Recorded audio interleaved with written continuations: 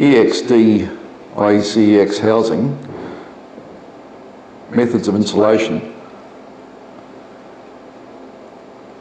This housing has got a rotatable base which allows you to realign the gland cabling here, and by unscrewing the two grub screws which we have in the base here and there, you can then rotate this through about 360 degrees. You relock the base grub screws and then the item's secure. There's a third blind grub screw here, which is a security screw, and you don't remove that. It takes a special pin to remove it anyway. So on the top we've got the lid and the same assembly up here, except we've got 3 grub screws, 1, 2 and 3 over here. So after you're undone the lid and the unit has been wired up, which I'll show you in a minute, it's put back together and it can be locked into place once the lid is properly secured.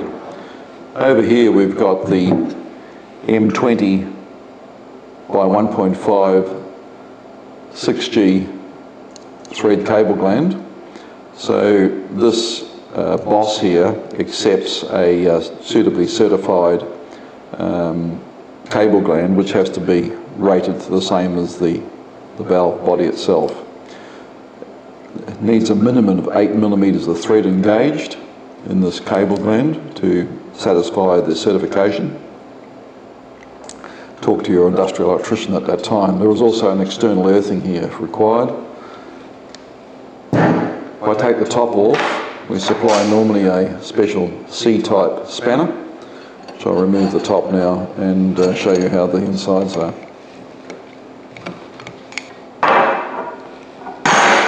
I've now opened this unit completely.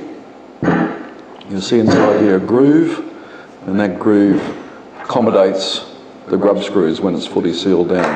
There's also an O-ring in this face here, and the thread requires a minimum of 8 millimeters of thread to be engaged fully.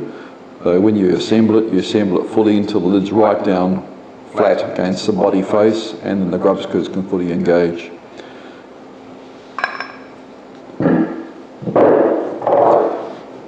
Inside here you'll see the termination.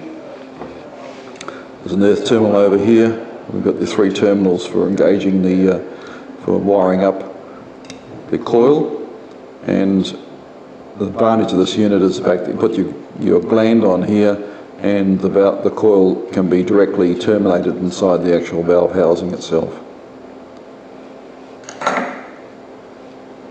Make sure that the thread here is clean and lubricated with fluid film type FFA and re-secure after adjustment. So using the device, we can re-engage carefully the thread because it's a very fine thread. So rotating the thread backwards until you feel it lock, drop into place, and then slowly engage it evenly. And then you apply the C-spanner onto here and rotate it fully down until it's fully engaged.